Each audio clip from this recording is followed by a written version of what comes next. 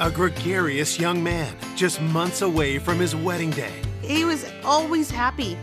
All he wanted in life was to have a family, work hard, and fall in love. Has his future viciously ripped away. It was evident the young man had been bludgeoned. It hurt me so much, and I lost it. I lost it. Me volví loca. Investigators are sent down a rabbit hole of suspects. He was violently jealous. He's a significant drug dealer. It looked like that he may have been kidnapped. They were accompanying a very scared-looking Hispanic young man. Before a shocking revelation.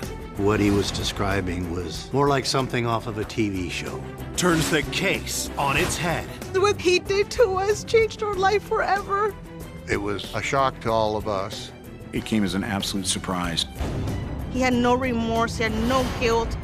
He's a Cornelius, a small town in northern Oregon, nestled among picturesque orchards. Cornelius is a longtime farming community. It's a very kind of nice, sort of sleepy place. It's kind of a little bedroom community. It's mostly a blue-collar town, working class.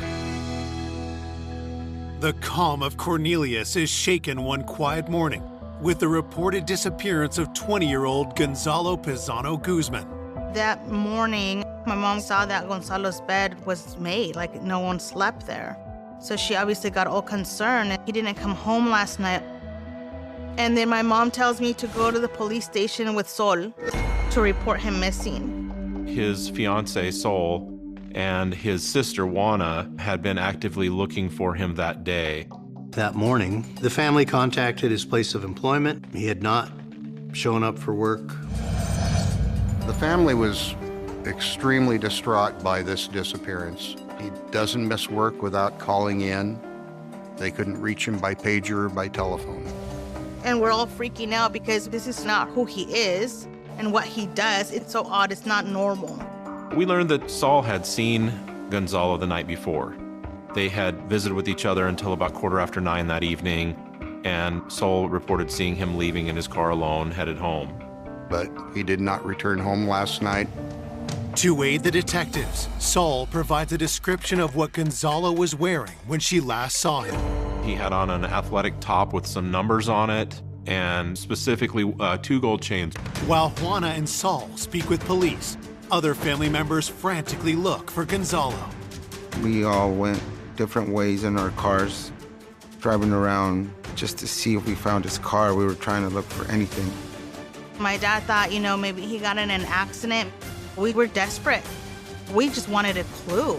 Around 4 or 5 o'clock in the afternoon, we all started feeling like, okay, something's wrong now.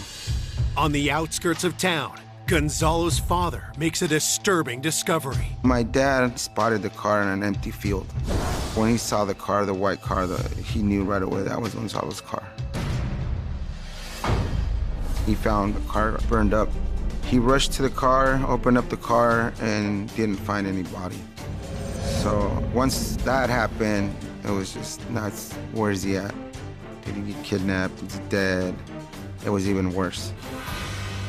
Detectives arrive and search for signs of what happened to Gonzalo. The car was totally destroyed by fire. It appeared that the car had been heavily doused with accelerant, probably gasoline.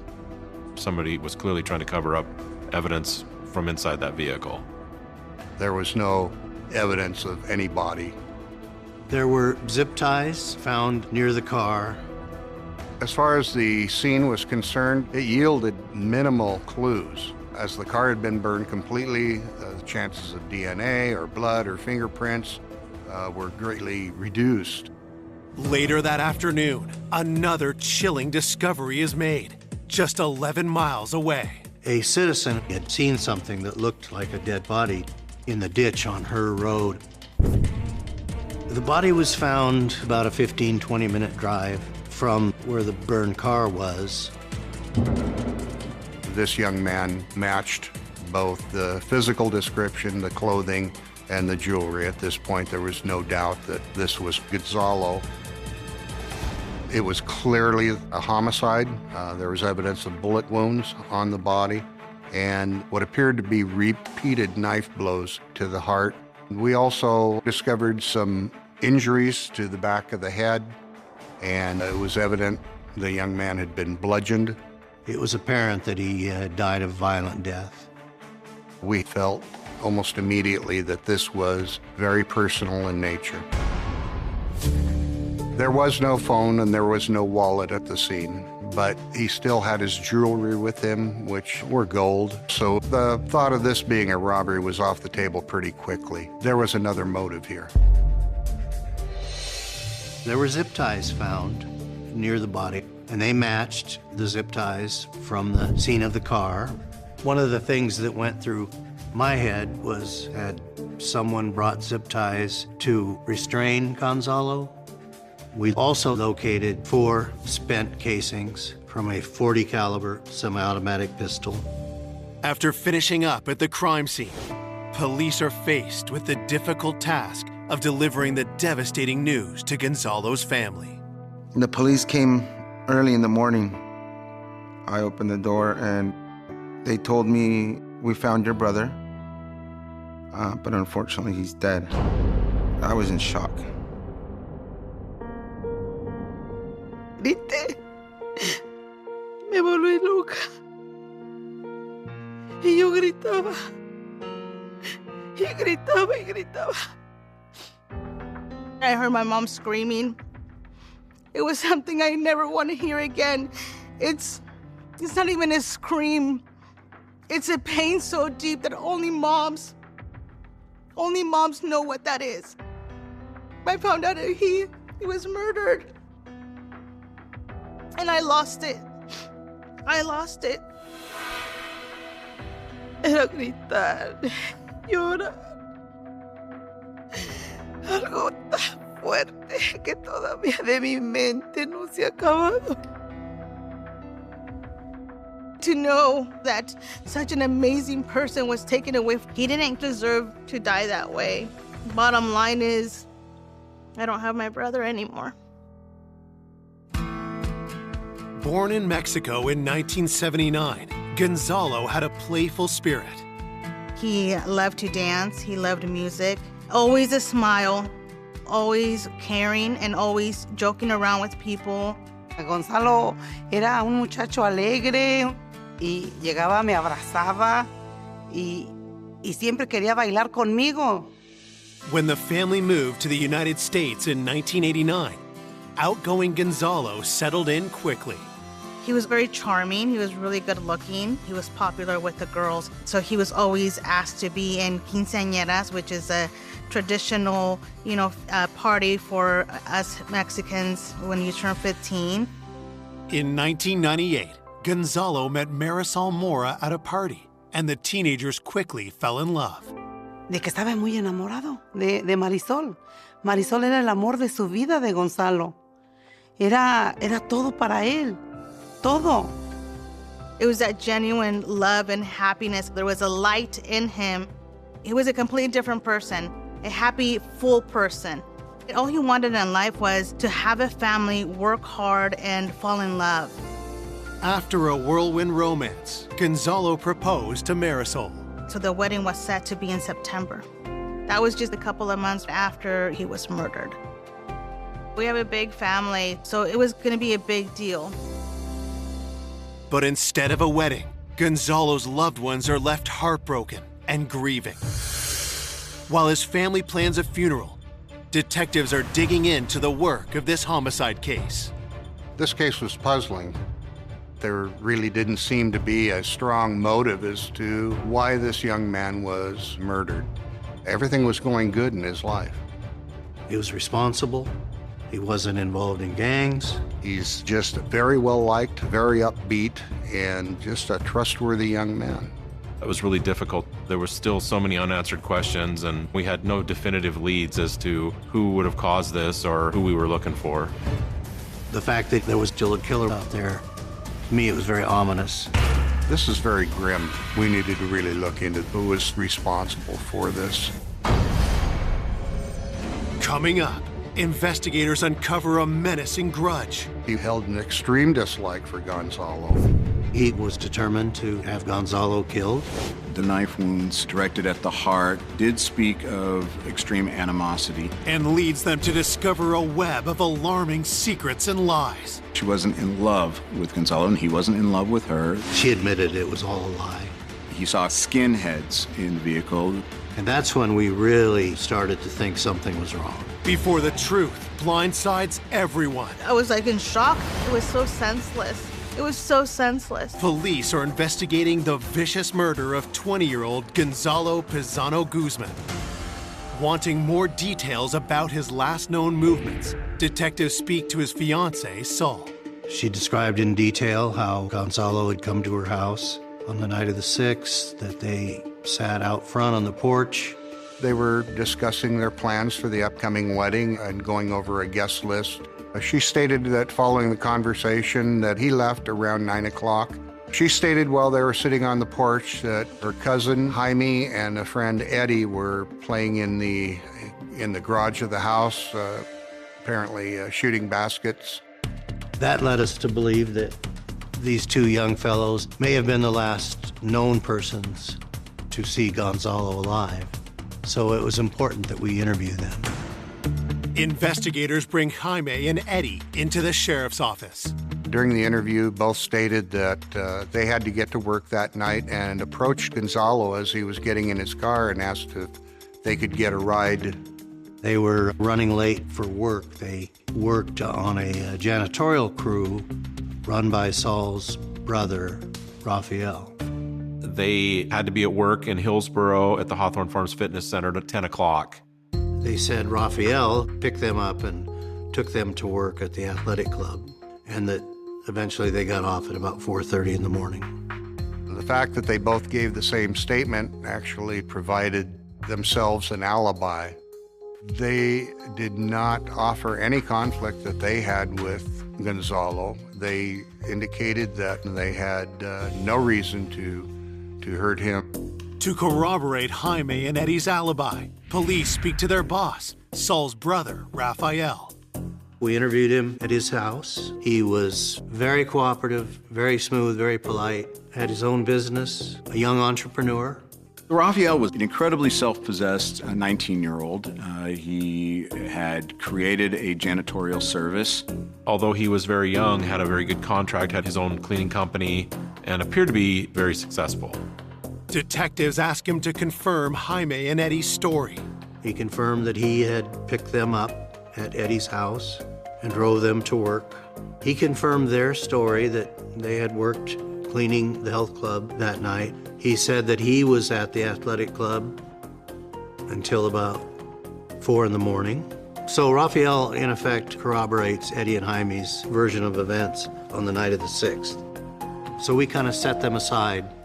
With Jaime and Eddie alibied, investigators turned to the autopsy report, hoping to find new leads.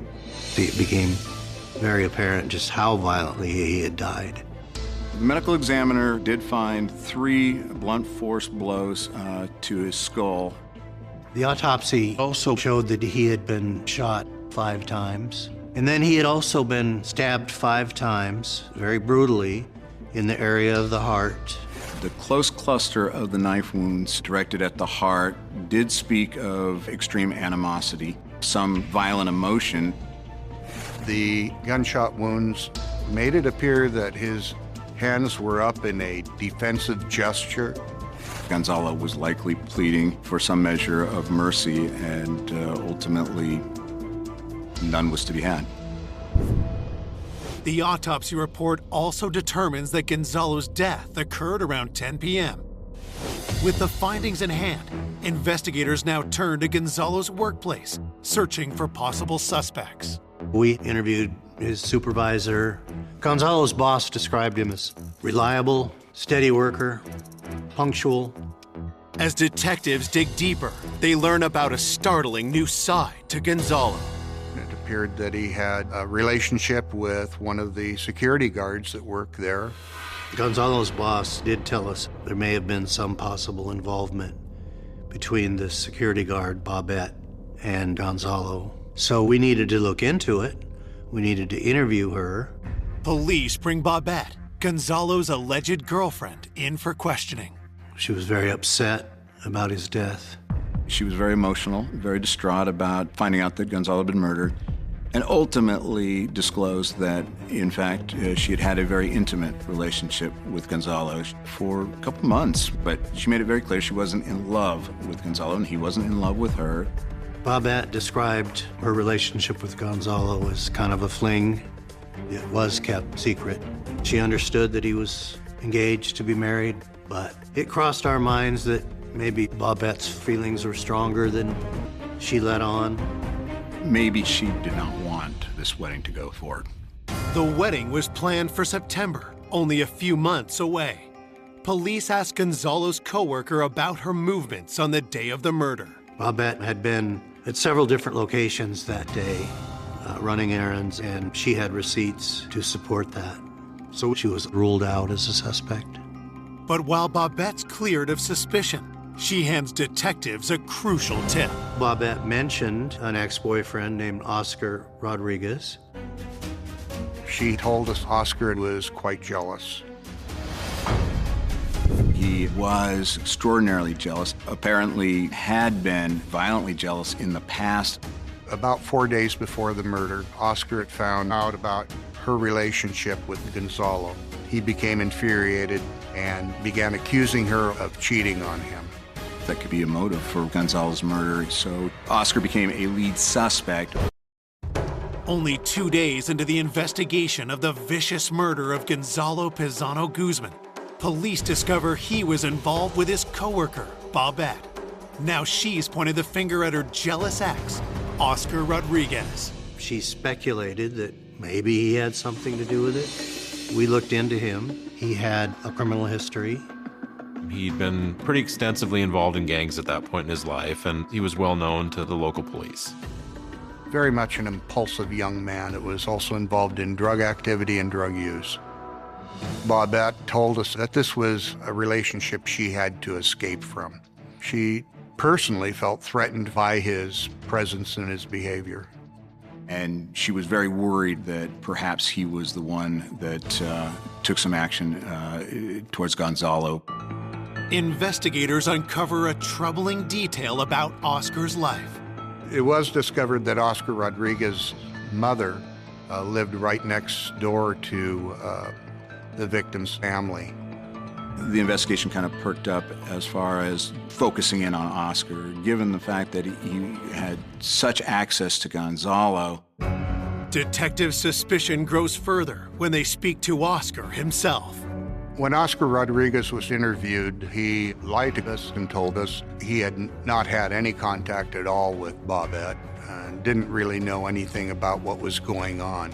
When we started to confront him that this was in contradiction to the information that we had from Bobette, he became furious, started yelling at us, "You don't trust me." He stated he had no claims to continue any relationship with Bobette, and he wanted to wash his hands of this entire investigation. Because of his nature, he just drew suspicion upon himself. He was asked if he'd take a polygraph to show that he didn't have anything to do with Gonzalo's murder. He became very volatile and immediately demanded to end the interview. And actually stormed out of the interview. With Oscar not cooperating, detectives investigate his whereabouts during the time of the murder. During this time frame, Oscar Rodriguez was actually serving a sentence in the Restitution Center. The Restitution Center is a work-release facility for low to mid-level offenders, where Oscar could get passes to go out and find work. So the question was, did Oscar have a pass at the date and time of the murder? Was it possible that he wasn't in the Restitution Center? He is on a strict timeline. He had to check in, check out. It's a secure facility. The building is locked. There are alarms on all the doors and windows. At the Restitution Center, there is a lockdown period at night until early in the morning. After the records were examined, it was positively concluded that he was in the Restitution Center at the time Gonzalo was killed. It was impossible for him to have been involved in the actual homicide. And ultimately, he was ruled out as a suspect.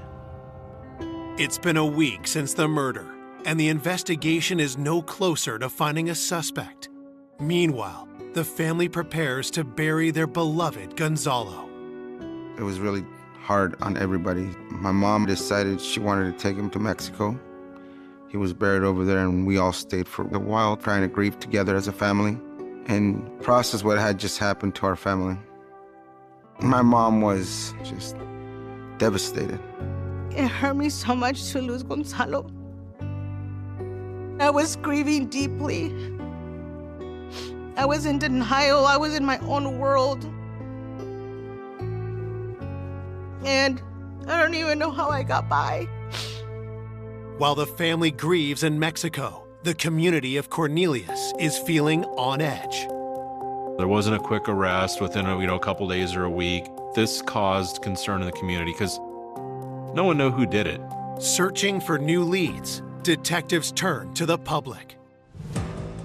We decided to put out a reward for information, and the idea was to get people to come forward if they knew anything and let them know that we're a little bit frustrated with where this investigation is going. We need public help. Nearly 2 weeks after Gonzalo's murder, police get a tip that sends the investigation in a whole new direction. We got a call from an employee of the SB gas station. His name was Ryan Petty. He claimed that he had seen some graffiti written in the bathroom of the gas station. And the graffiti said, "Gonzalo Guzman, 12th Street Gang, please help, call the police." And once he heard about the reward, he put Gonzalo with that name Gonzalo and recognized it must be the same victim who had left that cry for help on the wall. Detectives rush to the gas station to interview Ryan. While interviewing him, he divulges a shocking revelation. So what called his attention to the bathroom was shortly before he saw a car pull up, a white Monte Carlo, that had, in his words, skinheads in the vehicle. One of them allegedly had a swastika tattooed on his body. They were accompanying a very scared-looking Hispanic young man. He stated that it looked like that Gonzalo may have been kidnapped. That was significant in the fact that we felt this was a big break that came in the case. Guzman was found brutally murdered. A gas station attendant named Ryan Petty has told police he saw Gonzalo with 3 suspicious men the night he was killed. He described a carload of skinheads that had drove up and a young man in the back seat who appeared frightened, and they escorted him into the men's restroom for a short period of time. He said that ultimately out of the bathroom, the Hispanic individual came out and they hustled him back into the car and drove away. So Ryan Petty reported that when he went into the bathroom after an individual left it, he saw written on the wall, "Gonzalo Guzman, help, 12th Street Gang, call police." But as detectives dig into Ryan's story, some details don't add up. Had it been Gonzalo who had gone into that bathroom afraid for his life and put his name on the wall, he never would have written his name as Gonzalo Guzman. We knew that was incorrect. He would not sign his name in that nature. That was the maternal name. He would have used the paternal name. Guzman is his mother's name. He would have written his name as Gonzalo Pazano. Pazano is his father's name. And so right away this was suspicious. And just the whole nature of what he was describing was more like something off of a TV show. The skinheads, the swastika. It just didn't ring true. And so it was suspected that he was trying to come forward for the reward. We looked through the videotape from the SB station during the period of time this employee stated that car had gone by. There was nothing in that videotape that corroborated anything he had told us. No white Monte Carlo, no individuals who could be characterized as skinheads. More importantly, no individual who was a scared Hispanic person being escorted to the bathroom. The examination of the surveillance video at the gas station contradicted Ryan Petty's version of events. And also, one of the issues was he didn't report this right away. When police check Ryan's record, they find more troubling news. He had a pretty checkered past. He was no stranger to the criminal justice system. Some of his arrests were for crimes that would cause you to doubt his honesty. In my mind, we ruled it out as pure fabrication. It just was too cute, too stereotypical. The mistake with the Spanish surname, I didn't buy it. With another lead exhausted, investigators face a daunting realization. We reached a point where we were getting nowhere. Leads weren't panning out. Having no significant suspect is very depressing. Really, if you don't solve these cases early on, the longer they go, the likelihood that you're actually going to be able to solve them becomes less and less. In cases like this where we're not getting anywhere, especially on a homicide, we took this very personal. Up to that point, this team had not had an unresolved homicide. The lack of progress also adds to the pain suffered by Gonzalo's family. It was very hard. It was very painful to come back from Mexico and there was no arrest yet. Fue algo fuerte para mí, mucho dolor. Tenía mucho coraje y mucho odio en mi corazón. Everything was very silent, and we were getting very, very impatient. My mom was getting very impatient with the detectives, and all they told us is to please trust them. So we put our life in their hands. 2 more months pass without an arrest. With the case at a standstill, detectives review the entire investigation for something they may have missed. It can be very frustrating when you reach that point where you've kind of hit the wall, but you just have to resolve to redouble your efforts and to keep digging, keep pushing.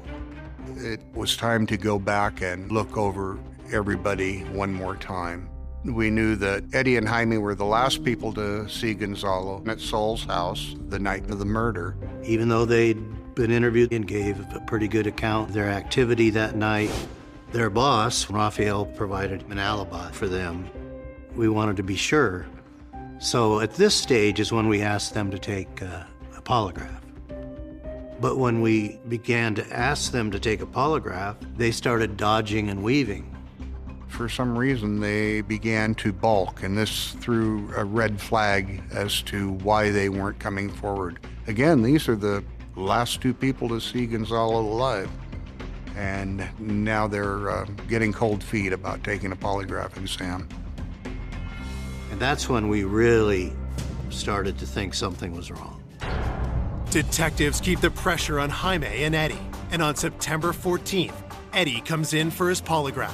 The polygrapher was hooking Eddie up, attaching these leads to him to measure his response. And he doesn't even get to the questions. And Eddie says, "Okay, I'll tell you what happened." And he immediately makes it clear that he wants to tell everything that happened. In police parlance, he spilled it. Detectives are re-interviewing witnesses, hoping for a break. Now, Eddie, one of the last people to see Gonzalo alive, has told police he knows more than he's let on. He gave a detailed, recorded statement about what happened on the night of the murder. As he talks to investigators, Eddie drops a bombshell. He disclosed that he had actually been approached by his boss, Raphael, who was Saul's brother, to coordinate delivering Gonzalo to the Forest Hills Country Club parking lot. Eddie told us that it had all been planned out by Raphael. Raphael had enlisted Joe Noble to help with this crime. Joe was Raphael's friend. Eddie went on to tell us that night he and Jaime lured Gonzalo to drive his car to the golf course. And as they pulled up, Joe Noble appeared with a gun in his hand. And as Eddie and Jaime got out of Gonzalo's car, Noble got into the car, pointing the gun at Gonzalo. And also present in the parking lot was Raphael and his white Ford F-150. Gonzalo was driven away by Raphael and Joe, but Eddie claims he has no idea what happened next. He stated that he and Jaime had left the country club and got into their vehicle, left and went home and went to work as usual. Could the brother of Gonzalo's fiancée, Saul, really be behind his brutal murder? It was extremely surprising to suddenly see Rafael Mora as somebody different than this really incredibly self-possessed 19-year-old who started his own business. But according to Eddie, Rafael leads a disturbing double life. Eddie told us that Rafael was a pretty active drug dealer. The nice entrepreneur cover of Rafael was all a lie. He's a significant drug dealer, and it appears orchestrated the kidnapping of Gonzalo with Joe Noble.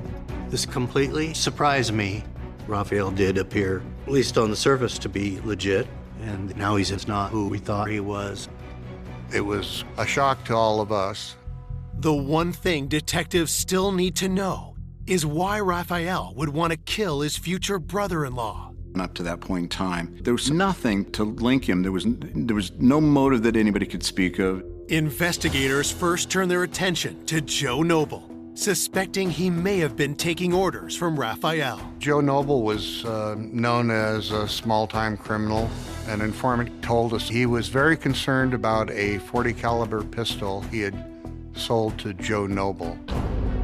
And he suspected that this may have been the murder weapon used in the killing of Gonzalo. That's not the last of the informant's revelations. He said that Joe Noble had talked to a female at one of the local bars and had asked her to alibi for him on the particular night in question. We contacted her. She told us that yes, Joe had asked her to say he was with her on the night of the 6th, and most importantly, she said, I wasn't with him. Police bring Joe in for questioning. Joe denied having any involvement whatsoever to the murder. During our interview with Joe, he actually tried to use the alibi, and then when we confronted him with the fact that we'd already talked to her and she said it was all BS, then he stopped talking. Joel stated that he wanted an attorney and didn't want to talk anymore. With nothing concrete to hold Joe, police are forced to release him and turn their attention to Rafael. Investigators learned that Rafael's cleaning business was not all that it was purported to be. He had a contract with the Hawthorne Farms Athletic Club. The manager of the health club was not very impressed with the quality of Rafael's work and the work of his crew. It was really a shoddy operation by all accounts. We considered the fact that the cleaning company may have been a front for Rafael's drug dealing. Rafael told police he was cleaning the gym with Eddie and Jaime the night of Gonzalo's murder, so investigators checked with management in order to corroborate his alibi. The manager of the club said he often couldn't reach him, so we had no idea if he was there or not on the night of the murder. With his alibi falling apart, detectives asked Rafael's sister, Saul, why he might want Gonzalo dead. Saul admitted that Rafael had had a serious talk with her and that it was clear that he was opposed to the wedding, felt she was too young. Rafael did not want Gonzalo marrying Sol. Just did not see Gonzalo as being worthy of marrying into the family. Investigators learned that Rafael would mock Gonzalo for the car he drove. He'd mock him for bringing over a bottle of wine to his parents that was cheap and not any good. Rafael held an extreme dislike for Gonzalo. When accompanied by friends, he would go by Gonzalo's car and talk about keying it or smashing a window out and laughing about it.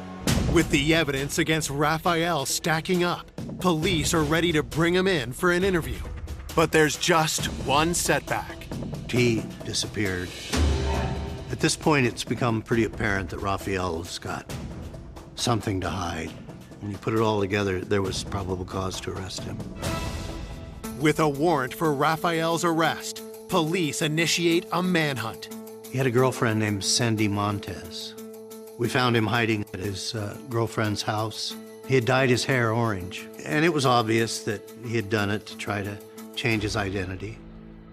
On September 28, 2000, Rafael is officially charged with first-degree kidnapping and aggravated murder. I was like in shock. I had so much anger at Rafael.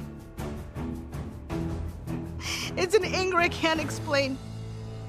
Just when police believe they have their man, the investigation takes another shocking turn. We had Raphael in custody when his girlfriend showed up with evidence stating that there's no way he could have been at the murder scene.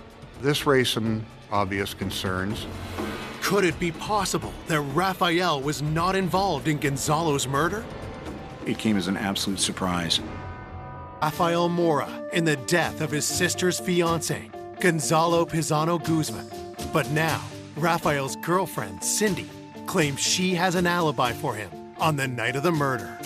Cindy produced a receipt from a auto detailing place that purported to have dropped off Raphael's vehicle the night of the murder, and that Raphael was there and signed for it. It was presented as a solid piece of evidence that Raphael was working at the athletic club the night in question, and they had the receipt to prove it. And an individual named Cassandra, who owned the company, had signed off and was going to be an alibi witness. Checking the validity of the receipt, police interview Cassandra, who admits to being a friend of Raphael. With a little bit of prodding by the investigators, she finally admitted that, in fact, the receipt was fake. She confessed it was all a lie, orchestrated by Raphael. It was something that she dummied up because Raphael had asked her to. With Raphael's alibi discredited, investigators turn up the heat on co-conspirator Joe Noble. He told the officers that he hadn't been completely honest. He admitted that he was at the parking lot at the golf course. He was there when the car was burned. He admits the kidnap. He admits to pistol whipping the victim. He said that it was Raphael ordering him to do that. They then picked up Gonzalo, put him in the back of a Ford white pickup truck. And then Raphael drove Joe home with the victim knocked out in the back of the truck. But when he last saw Gonzalo, albeit knocked out, was still alive. And then supposedly Raphael would have then driven back out to Hag Lake and killed Gonzalo. Detectives have a hard time believing Joe was not there when Gonzalo was finally killed, but have no proof. We had no physical evidence that we could link them to the crime, and it was frustrating. Desperate, investigators obtain security footage from businesses along the route they believe Raphael and Joe would have taken to and from the murder. Something on one of the tapes grabs their attention. We saw Raphael's pickup pull into the gas station to get gas. And lo and behold, there's Joseph Noble getting out of the white Ford and going into the gas station. And the timing of the gas station surveillance footage indicated that would have been probably shortly after the murder. Police also obtain a warrant for Raphael's phone records. Raphael insisted all along that he couldn't have committed the murder because he was miles away cleaning the gym. And lo and behold, at the time of the murder, his phone was not bouncing off the nearest tower to the athletic club. It was bouncing off the nearest tower to Hag Lake, which puts him in the area of the murder. That was huge. I felt ecstatic because I knew in that moment that we had him, and it absolutely conclusively meant that his alibi at the athletic club was false. This was a big moment of actually having some physical evidence. There's a great deal of satisfaction, too, having found the truth. With the new evidence in hand, prosecutors are confident they can secure a conviction. And in 2003, Joe Noble and Raphael Mora are tried together. Both were charged with aggravated murder and with kidnapping in the first degree. At trial, prosecutors present a picture of what they believe happened to Gonzalo the night he was murdered. Raphael did not want him marrying his sister. Raphael was determined to have Gonzalo killed.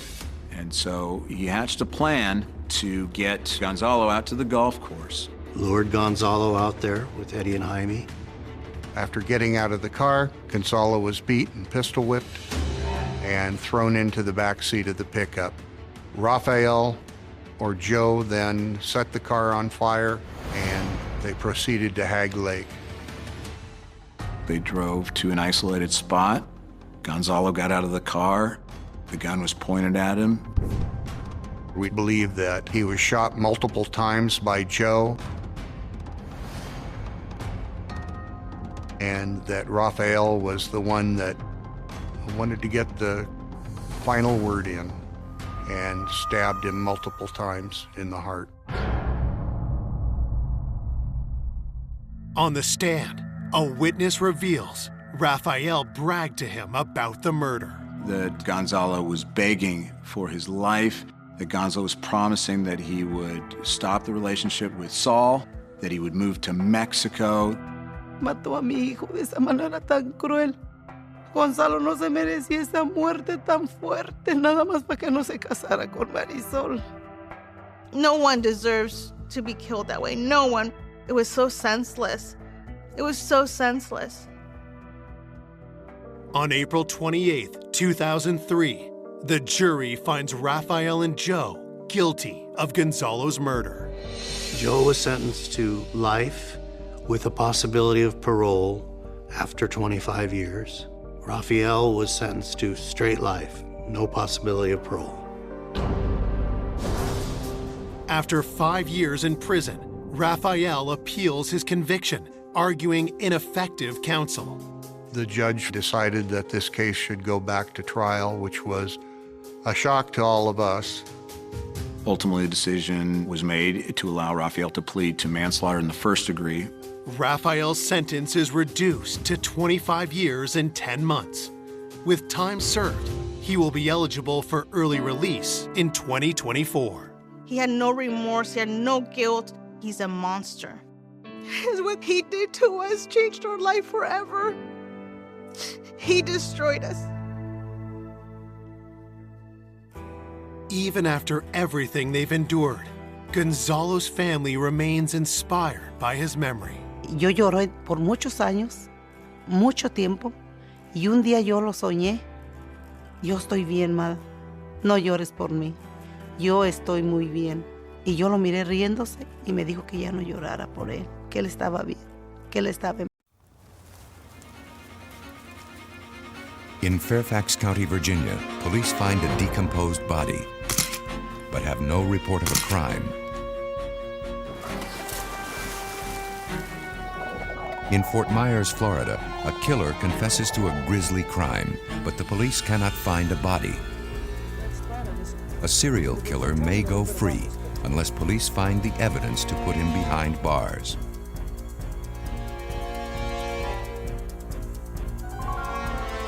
In each case, forensic scientists must find proof of the crime in the bones of the murder victim. Using scientific studies of human decay to find out when the victim died so the killer may be traced. Hoping to prove there is no perfect crime. That dead men do talk.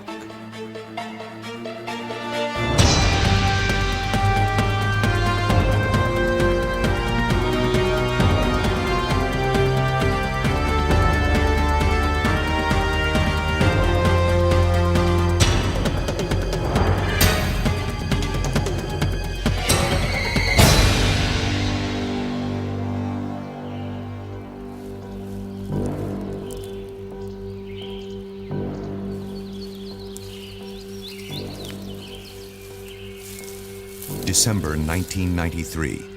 In a wooded area near Washington, D.C., a surveyor has made a gruesome discovery. While mapping out a new suburb in the Virginia countryside, he has stumbled on a body buried in a shallow grave.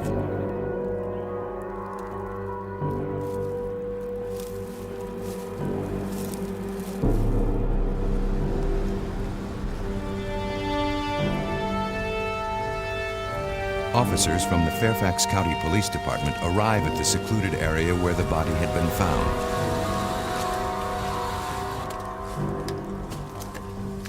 The first homicide detective on the scene is Detective Jerry Farrell. How you doing, Officer Gregory? What do you got? There's a human skull right over here. Okay. Take a look.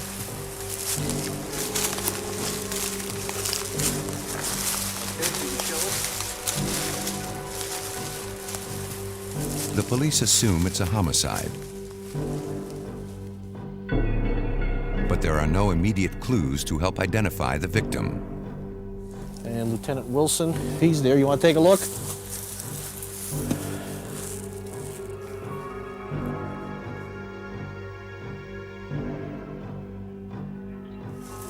What you're going to need is start mapping out the area.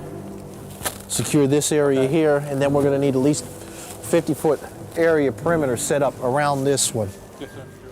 The team of investigators will search a wide area. Scavengers have dragged parts of the body away.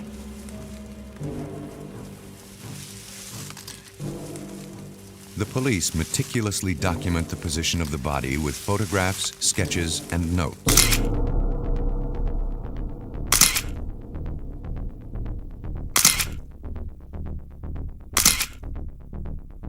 Detective Dennis Wilson heads the cold case squad, investigating crimes where the trail of evidence has gone cold. In such cases, every clue, every piece of evidence, no matter how small, may be the key to solving the crime. Involved in the murders of a couple of prostitutes in an adjoining county who've been convicted. How many core samples do you From think bits we're of going to need? clothing and hair, detectives Wilson and Farrell are fairly sure the victim is a woman.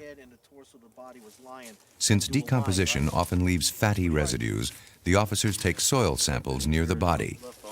Chemical analysis could help determine when the victim was buried. Well, you only have one chance at a crime scene, and you have to do it right the first time. So you slow things down at that point. There's no hurry. The body's obviously been there for some time. We're going to try to gather all the evidence we can and make sure we don't miss anything. There just may be one small little clue here that's going to lead to either her identity or the identity of the perpetrator. Because the body is so badly decomposed, the detectives make a call to nearby Washington, D.C.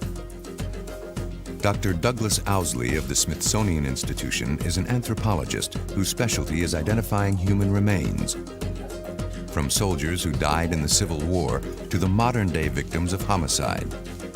He has testified in many criminal trials as a forensic scientist. Forensic meaning science used as proof in a court of law. Receiving the call from the Fairfax County Police, he agrees to visit the site where the skeleton has been found. In the usual case, murder victims are assigned to medical examiners who dissect the body to find the cause of death.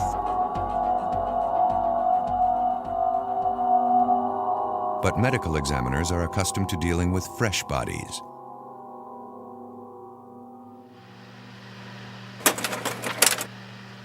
Here, only bones are left to tell the tale, requiring the special skills of the anthropologist.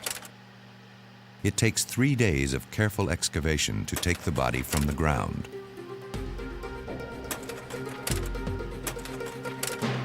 Back in his laboratory, Owsley hunts for signs of the victim's age, sex, and the manner of death.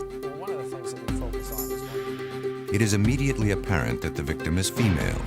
The pelvic bone is wider in females to accommodate childbirth. Though Owsley believes the victim was a young adult, it's difficult to be more precise. She does not show any signs of arthritis, not severe arthritis. If you look at her spinal column, there's only minor changes, no development of arthritis. Her pubic bones are showing a stage of maturity that would be consistent with somebody that is about 30 years of age. And in a young person, the sutures of the skull are plainly visible. This is a very general aging indicator, but in a young As a person grows older, the sutures tend to fuse together. And so in her cranium, In the victim's skull, the sutures are starting to disappear, confirming that the victim was a young adult. Only 5 feet 1 inch tall, she'd been stabbed repeatedly. The knife blade leaving marks on the collarbone, ribs, and vertebrae. looking at the pattern of cuts in the bone, you can tell that the individual was behind her at least some of the time. She has knife wounds that penetrated in the back and the midline. The cut that is in the in the clavicle and the collarbone. There's many different positions that could account for that, but one would be the individual reaching over her. Attaching a name to the body will not be easy. To shed more light on this mysterious case, police must determine the identity of the victim.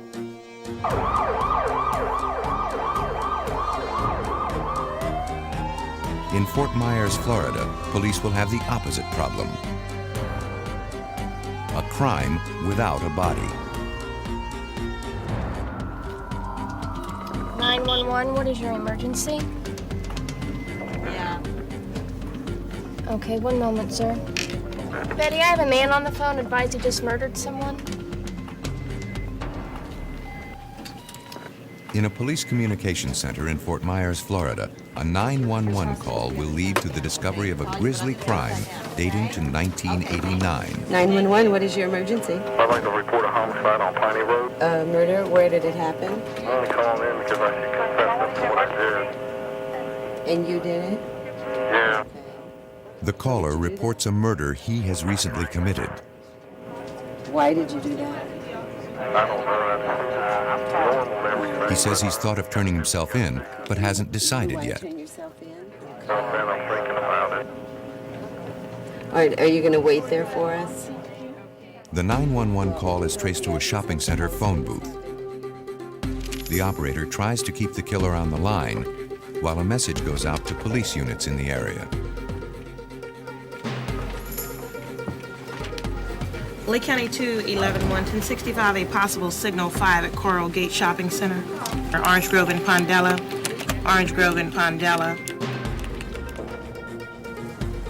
Officer Paul Rose monitors the call and finds no one at the shopping center phone booth where the call originated. But less than a mile from the shopping center, he has spotted a possible suspect.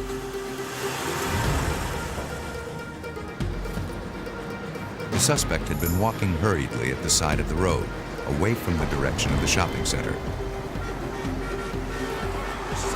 The suspect, whose name is Paul Klein, quickly admits he made the 911 call confessing murder. He is advised of his rights and taken into custody.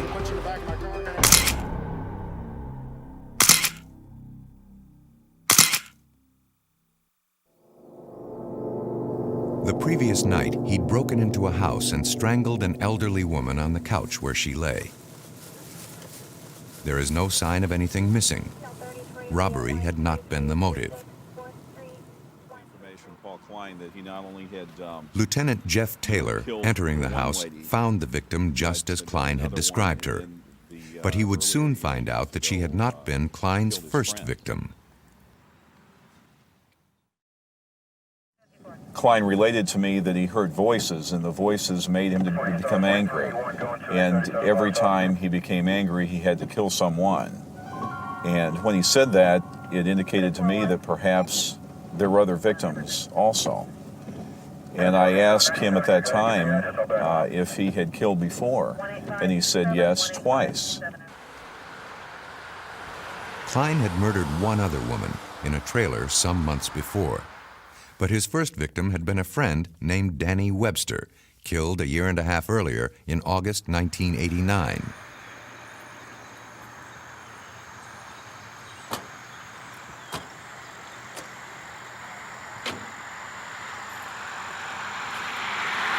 Luring Webster into a field to look for aluminum cans, Klein had beaten him to death with a lead pipe. A crime scene search unit scours the area where the killing allegedly occurred. There you go, I got something over here. Oh, yeah? What is it? Does it look like it's been there a while, or? We had information that we believed at the time that the crime was committed, the original act of the homicide was committed in this field. So what we did a grid search of this whole field, and upon doing that, we located a shoe. It's early to tell right now if it actually belongs to the victim, but we believe there's a good possibility that it does. Therefore, once we found the shoe, we have to treat it as evidence.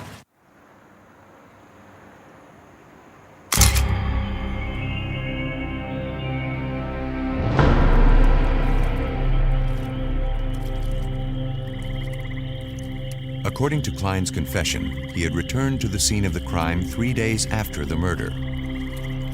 Arriving at night to avoid detection, he swam with the body to a marshy swamp island, where he dismembered the corpse with an axe and a paring knife.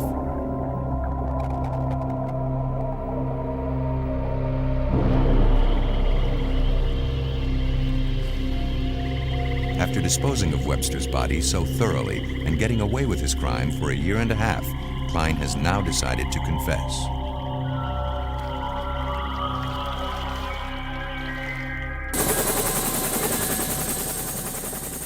The crime scene search officers find a small piece of bone, photographed exactly where it is found.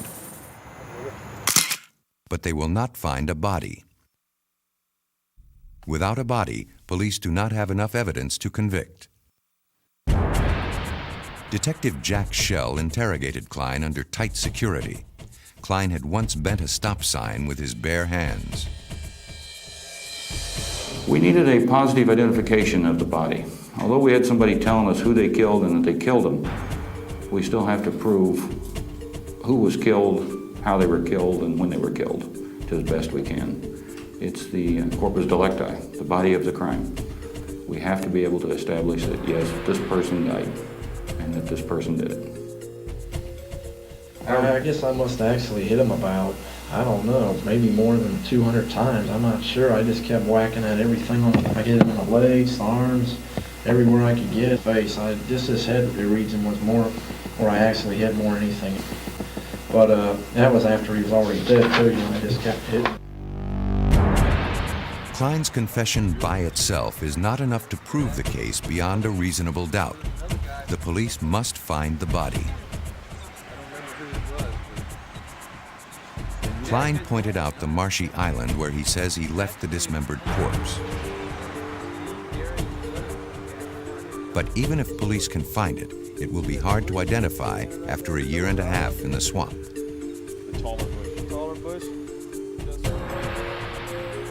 The case will go to Dr. William Maples of the University of Florida, a world-renowned authority on the identification of skeletal remains.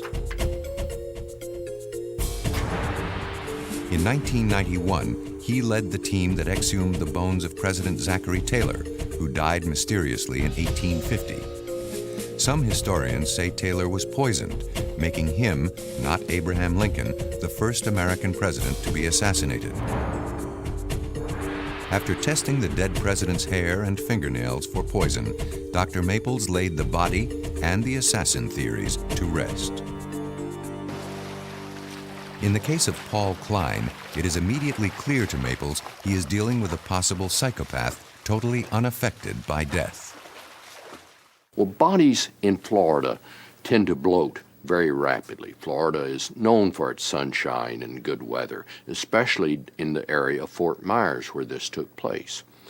So the first thing that our killer attempted to use was a paring knife. It is very flexible, it is light, it may be sharp, it may be serrated, and may be very, very effective sometimes in cutting up bones. The so-called Ginsu steak knife is amazingly flexible and yet will go right through bone if it's properly used. So our killer sticks the knife into this bloated body and outpours all over him yellow and green discharge, foul-smelling fluid. This is enough to really disturb anyone, even if they weren't disturbed to start with. But the killer's use of a paring knife may be the key to identifying the victim's remains and corroborating Klein's confession. If we take a paring knife and rub along a stick or a bone or whatever the case might be, you notice that the blade jumps and chatters. This chatter produces an interrupted type of cutting on the bone surface. And we look for this evidence of chattering, and that tells us how flexible or inflexible the blade is. On the other hand, if we take a good, heavy-bladed, sharp knife and cut on the bone. It doesn't chatter, it simply shaves the bone. And this is evidence of a heavier, less flexible blade.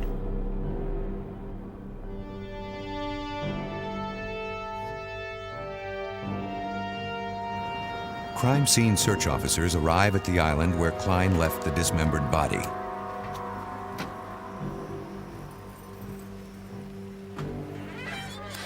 If they can find bones that were sliced with a paring knife, they'll have strong proof that Klein's confession is real. Hey, Chris. We're gonna earn this one. We're gonna earn this one. Klein was to have accompanied the officers himself, but in the boat going over to the island, he'd been much too excited at the prospect of seeing his victim's remains. For their own safety, the officers decided to search without Klein's assistance. It's a serious mission, for unlike his other crimes, the murder of Danny Webster was vicious enough to send Klein to Floretta's electric chair, or else prove beyond all doubt he's a dangerous psychopath to be put away indefinitely. He seemed like a normal person. You didn't notice any psychological problems or anything, but the more it went on and the more I realized he was telling me the truth and that these gory facts he was telling me really did happen, then I'm beginning to think, you know, we got a real weirdo here that can do this and talk about it so calmly and so intelligently. Klein had a nickname he didn't like. Because his arms extended out from his body as he walked, kids made fun of him, calling him Popeye. What I did is, He'd killed Danny Webster for calling him names, repeating time after time it was because Webster had harassed him. How are you feeling? I'm feeling pretty good. Everything's all right. I just have to go ahead and, I don't know, I think I feel almost a little dizzy for that matter. I have to eat a little bit of something, take my medication. Is that person in the march Danny Webster? Yes, ma'am. Yep, that's him. Or that was him. Why did you kill him? He was always being cruel and, I don't know, calling me names and stuff, and I decided to go for it. Okay. Watch your head, Dave. Hey, thank you, ma'am. I appreciate everything. That's yours.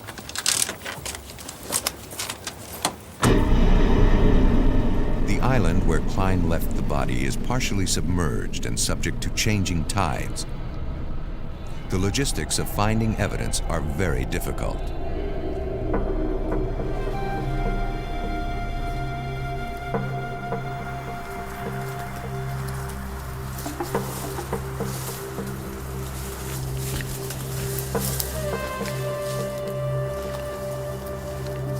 Finally, more bones are found.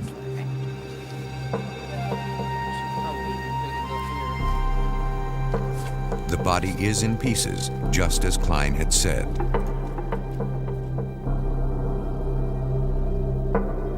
I asked him, how did you take this body apart? I believe his response was just like I always do. I took off the left leg, the left arm, the head, the right arm, the right leg, in a circular motion like that. And he'd used a hatchet, axe. He told me where the axe was, which was in another state. Him and his father had went to their home in another state and left it there before he came back. Pieces of bone found on the marshy island are sent to the FBI for examination. The FBI confirms that the bones show evidence of hatchet trauma. An axe or hatchet had been used to cut the body apart. But according to his harrowing confession, Klein had reserved special treatment for the victim's head. Yep, got his head off with the paring knife, and the head, there was more or less like in pieces, and I tossed it right on an embankment about 25, 30 feet from the mangroves, and I stuck it there for like, I had it there for like the longest time, I guess something like 3.5 months. He told me that he took the head and kept it to come back and visit it. He would visit it every night and talk to it. And after about 2 weeks, it got to the point where it was deteriorated to the extent that he didn't want it anymore, so he discarded it. Klein had carried the head around with him in a paper sack, often engaging it in conversation. Spotting a police car on one occasion, he panicked and threw the head into a waterway, but he could not remember where. A police dive team searches the area where Klein may have discarded Danny Webster's skull.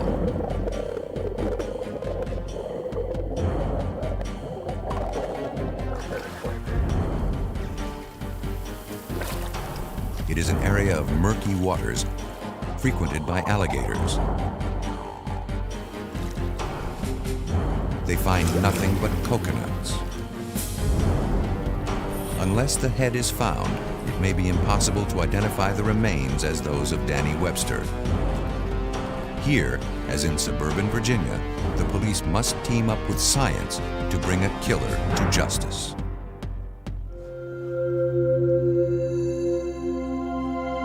At the Museum of Natural History in Washington, D.C., tourists gaze at the wonders of the natural world.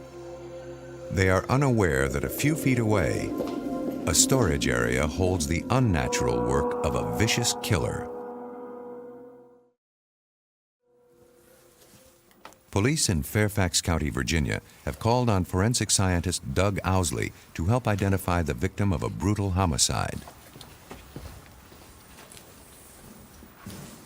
The body has decomposed. Only a skeleton remains. Owsley has determined that the victim was a female from 27 to 34 years old. She died from repeated stab wounds. But who is she, and where did she come from?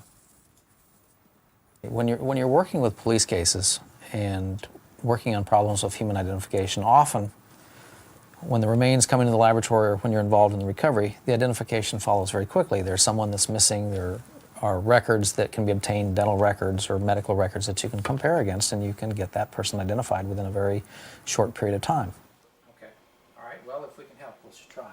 But police in Fairfax County have found no immediate links to a missing person. What's your phone number? Owsley will need every piece of evidence he can find to produce a life history of the victim, to be matched, hopefully, with someone who disappeared as many as 6 years before. Personal effects found with the victim are minimal.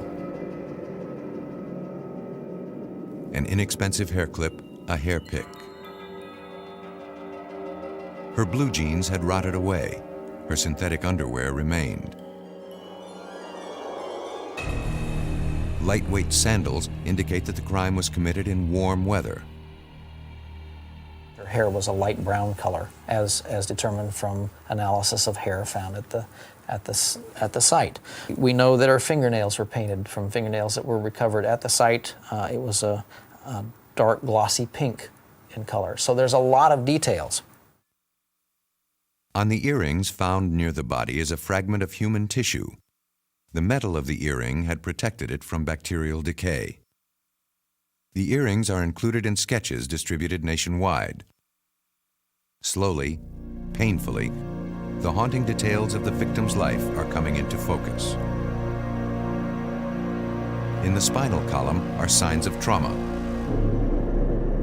Depressions in the vertebra are evidence that the discs between the vertebrae have herniated. The victim may have held a job that required heavy lifting. She'd once taken care of her teeth, but in the last years of her life had allowed them to decay. She had fillings on the front teeth to maintain her appearance, but 5 of her molars are missing. Black stains on the teeth are evidence the victim was probably a smoker. Overall, the impression that you would have, but it's an impression based not only on the dentition, but perhaps some of the things found with it. It would suggest that it was an individual that did not have a lot of money, that fairly limited financial resources.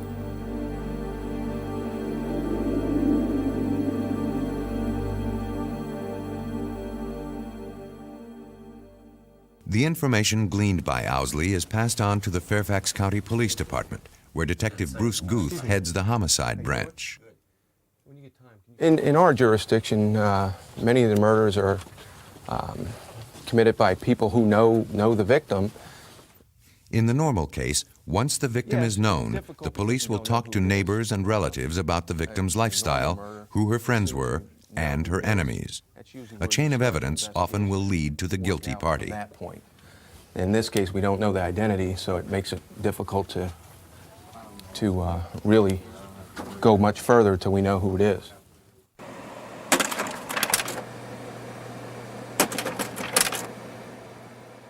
Detail by detail, Fairfax County Police re-examine the evidence found at the scene.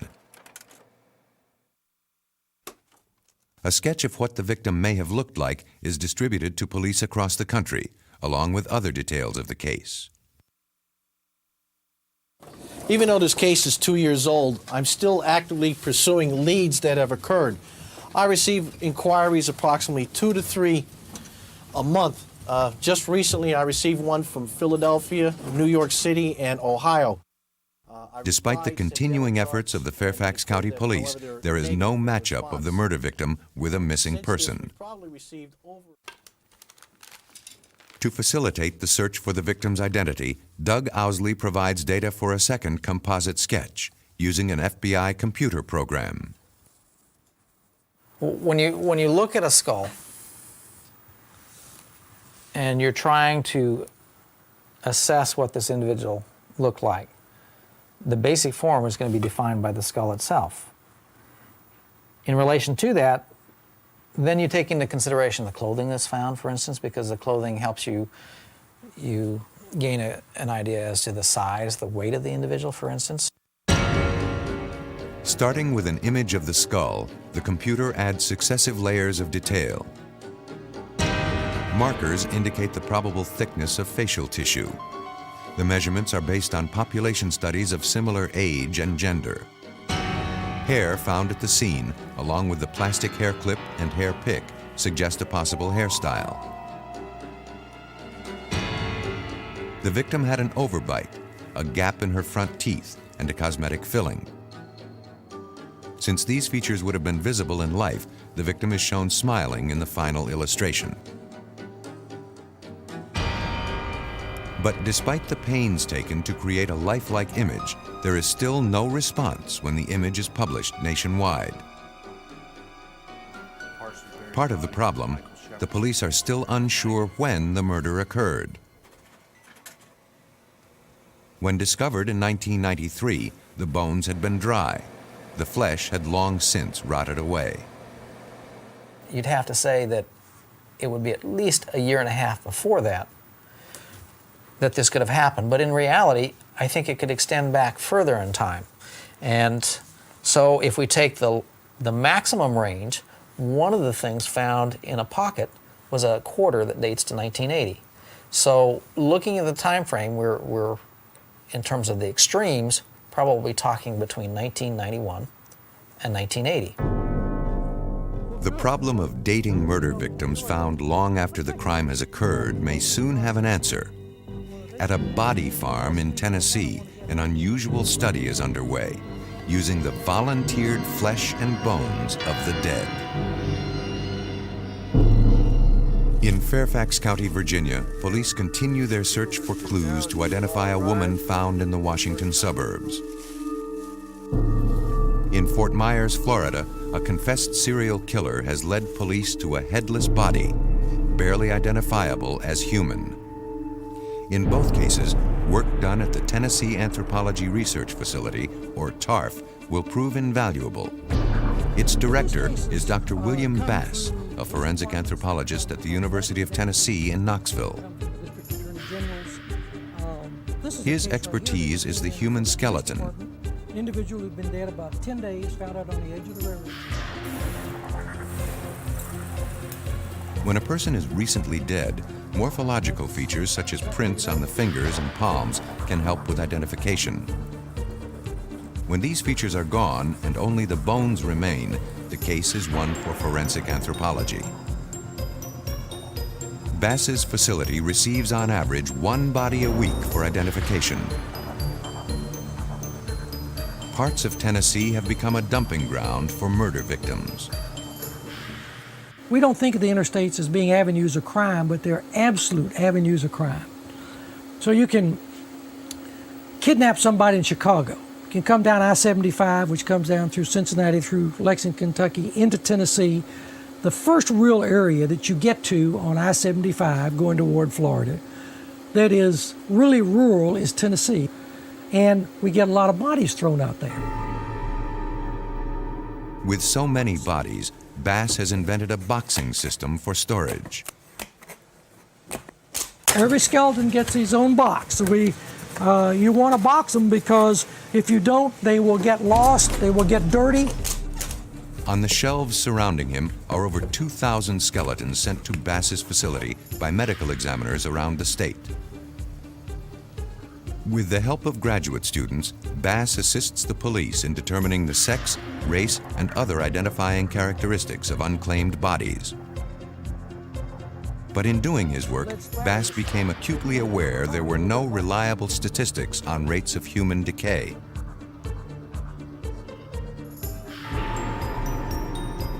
He established near Knoxville an outdoor preserve known informally as the Body Farm. Here, he has planted not living things, but dead.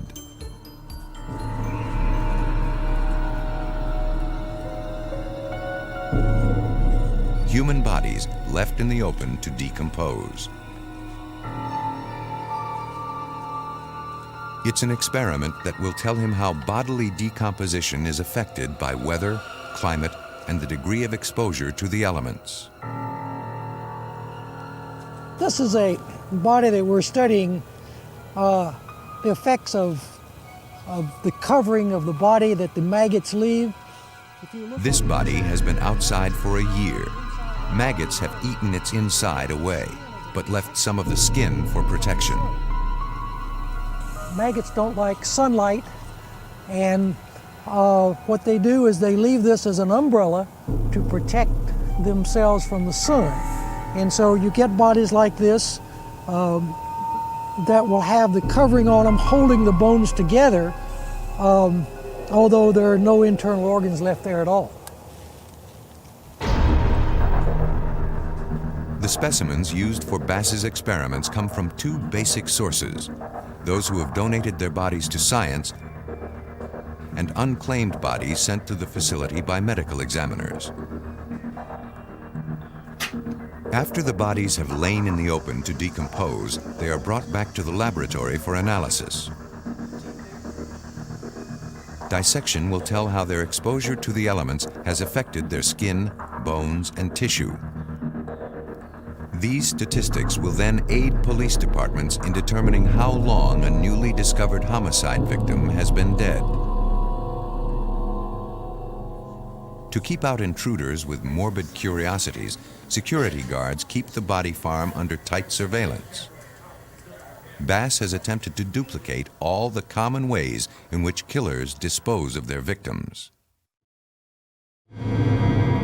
Well, we try to keep as honest a setting as we can. We try not to make anything artificial. It's exactly the way it is in nature. What we have here is an automobile that we have been looking at the decay rates of people in automobiles, both in the passenger compartment and in the trunk. A body placed in the trunk for observation has since been removed, but its byproducts remain. Tiny pupal cases from which flies have emerged. A matter of minutes after death has occurred, flies are attracted to the body to lay their eggs. The eggs will hatch into larvae, or maggots, that feed on the decaying flesh before turning into flies. We can tell you that this individual has been in this trunk at least 21 days from the fly pupae that are present, from the pupal cases that are present here. In the back seat of the car, another body has been removed, again leaving a clue as to time of death. Hair mass. What's called the hair mass falls off a dead body after a week's time. Bass has found that in enclosed vehicles, the buildup of heat often accelerates the process of decomposition. last week, and I kind of want to get an idea of what they look like now. Some of the bodies have been dead only a week. Well, he hadn't gone very far. Well, they're both at about the same stage, aren't they? On that body. Others are much older. Well, there are some maggots right there, but that maggot is frozen. He's gotten away from the warmth of the body and didn't make it back to the body, so there are a couple right there. I'm going to push this back just a little bit more here, and we'll see if we can't get under there. And I'm not really sure. Well, you see, there are lots of maggots. See, there are hundreds and hundreds of maggots in there, and they are either slowed down. They're not doing much right now because it's so cold.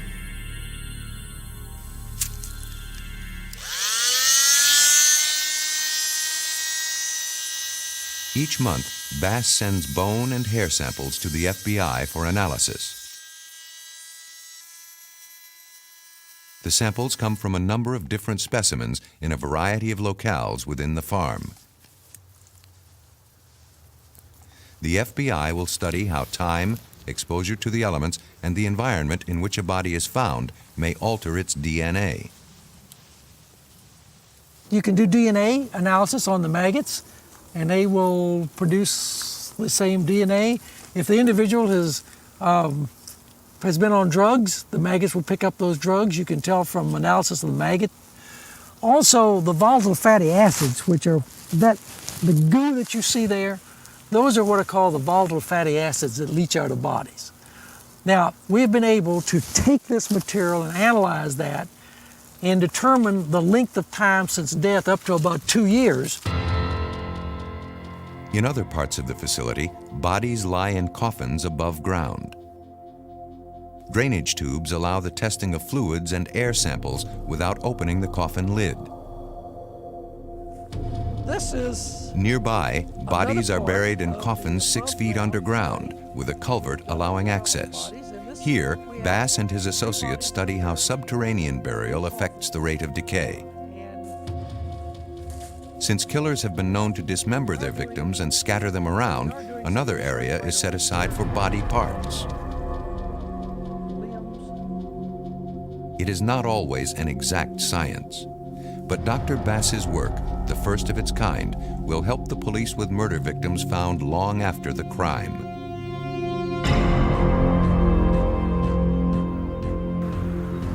In the case of Danny Webster in Florida, police have only part of the body.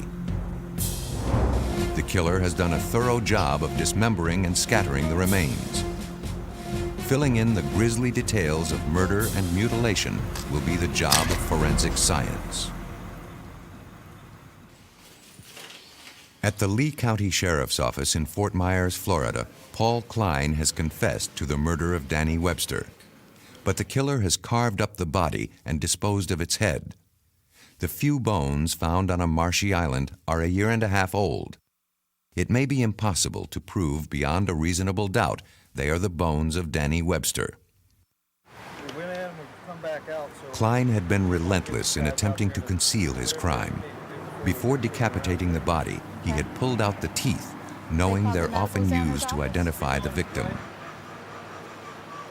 He explained that instead of digging a normal grave-type hole, that he dug a round hole as if to put trash or something in it.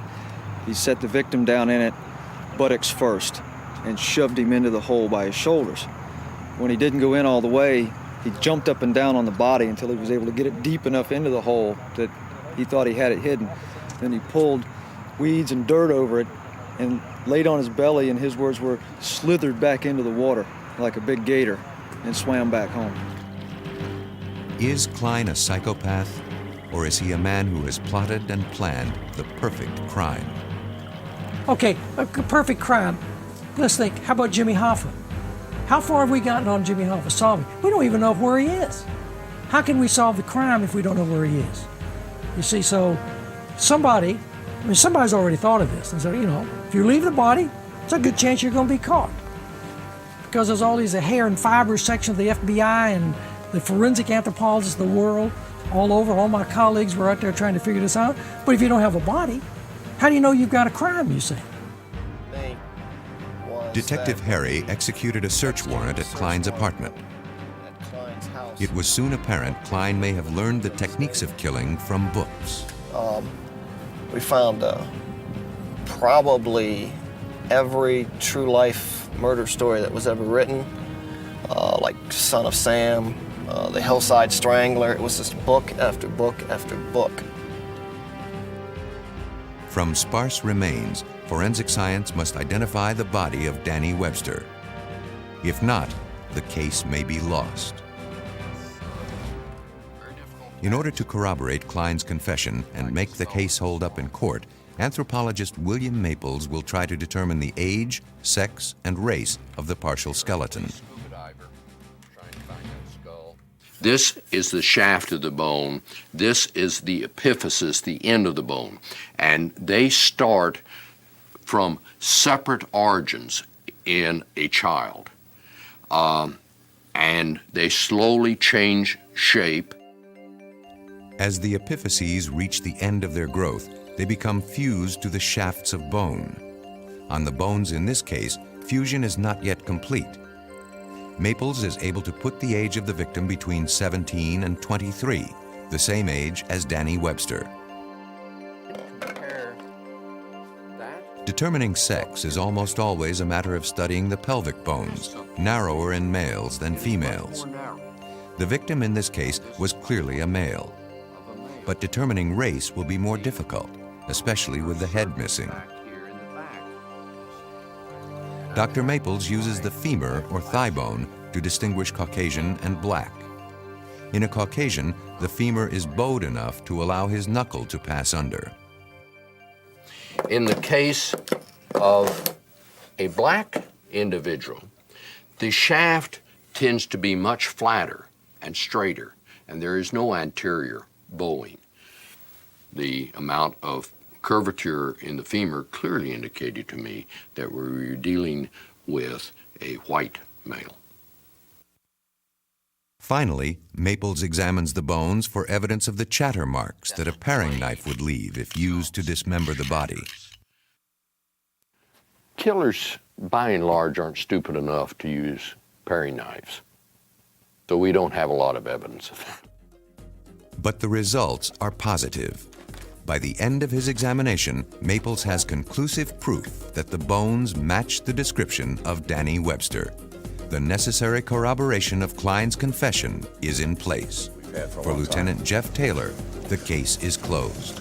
Paul Klein is presently in an institution in Chattahoochee, Florida, for mentally insane.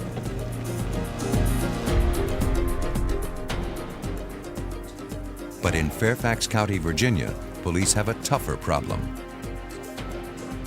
A murder victim remains unidentified. A killer may go undetected, free to kill again.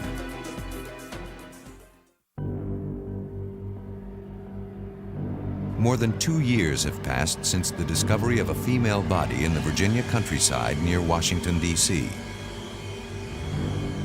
Fairfax County investigators, including detectives Jerry Farrell and Dennis Wilson, have sent out extensive information on the case, including descriptions of the victim, dental charts, and a description of some, but not all, of the wounds discovered by forensic expert Doug Owsley.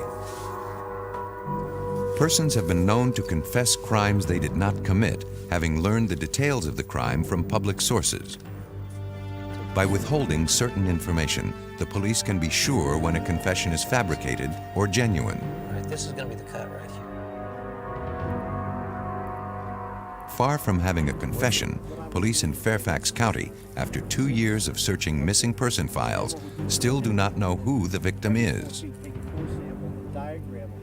Even today, we think a lot about her and are hoping that through the facial reproductions that have been done, that someone might be able to recognize her, might be able to contact the police and offer new insights, because this is somebody that we need to get identified, and we certainly need to in order to hopefully prevent this from happening again, find out who did this.